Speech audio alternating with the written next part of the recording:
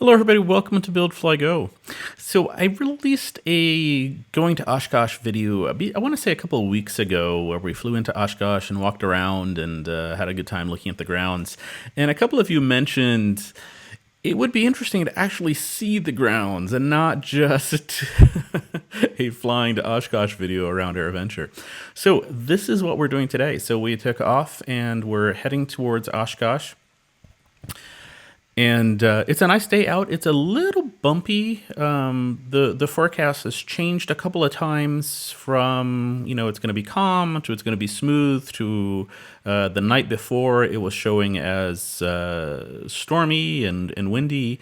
And so far it's okay. The wind is nice. The forecast is showing that it's going to be, fairly decent all day long. So we figured this was a good day to try Oshkosh again. Today it's Sunday, so it's a nice day to go fly.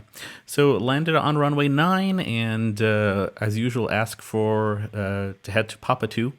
At this point, Oshkosh Tower is throughout most of the year, they're happy to let you park on the grounds and walk around. There's a lot of work parties going on. There's people helping out set up the Warbirds area, the home-built camping area, and etc. So there's people around. So we're going to basically walk the grounds at this point. I'm going to start here in the main area with the big tents. This is where all of the big airplanes are going to be. We just passed that. And then there's the Boeing tent, the Garmin tent, the Ford area, the Ford airplanes go in there, and just sort of walking the main drag, right? I mean, this is the main area that big things are going on at Oshkosh. The big exhibitors you'll see on the left and the right are the huge hangars where all of the vendors go. All of the, I guess, the indoor vendors are going.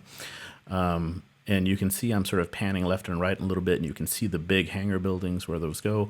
Not all of the tents are up. You can see there's a lot of ground that's open, but I figured I'd make a right turn here at the Continental Booth, the Continental tent. The airplane is going to be there in the grass all week, so do come see us, and don't forget to look for me and ask for a sticker. And if you're nice to the Continental people, they may also have stickers.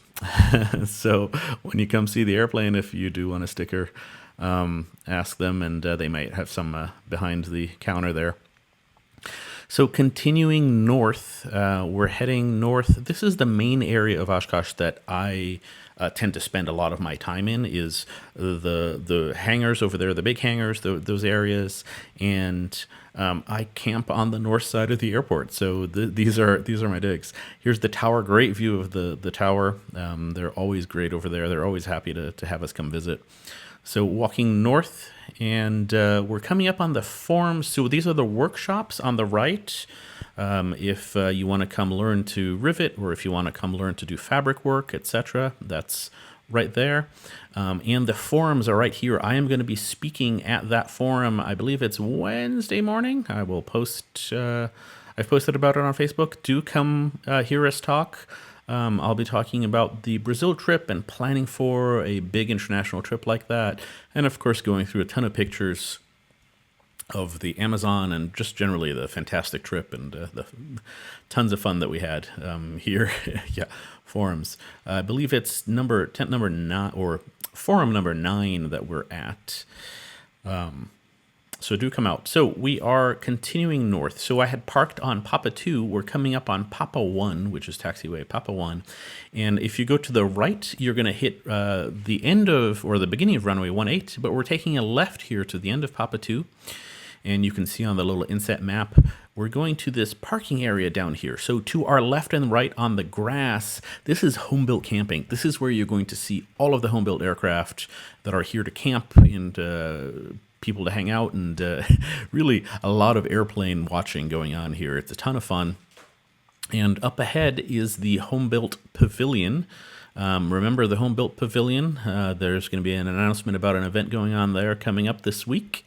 And we're going up on top of the little pavilion, I guess, organization building, because I figured this is just a fantastic place to look around, right? And you can see a lot of the ground. So this is all home-built camping that you can see here.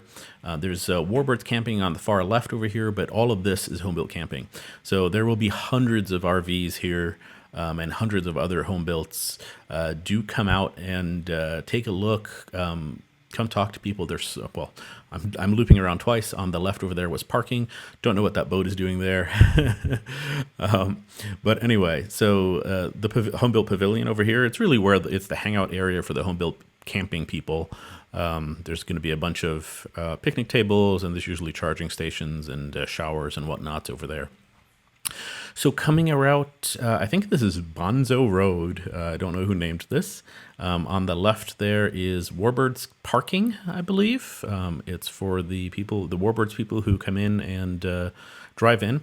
On the right is more home-built camping and also Warbirds camping. Just on there's more Warbirds parking over here, and on the other side of that is going to be Warbirds camping. So if you're one of the Warbirds members and volunteering for Warbirds, this is a pretty cool area to camp. And coming up on North 40. North 40 is the main sort of general airplane camping area. These are the North 40 showers and the North 40 Red Barn over here. It's a little tiny little grocery store, but very handy. They've got one of, I think it's the Red Market. Anyway, Red Market. Anyway, so it is, if you're camping, this area is going to be packed full of airplanes and tents. Where the North 40 charge their phones and etc. right here as well. Nice little shower area. And then heading back east. Again, all of this grass on the left is going to be full of airplanes. Full. We're coming up on sort of one of the main ticket areas, if you will, for where you buy your tickets for people who are flying in. It's over here on the left, and on the right is sort of the gate that goes from the North 40 to the main grounds.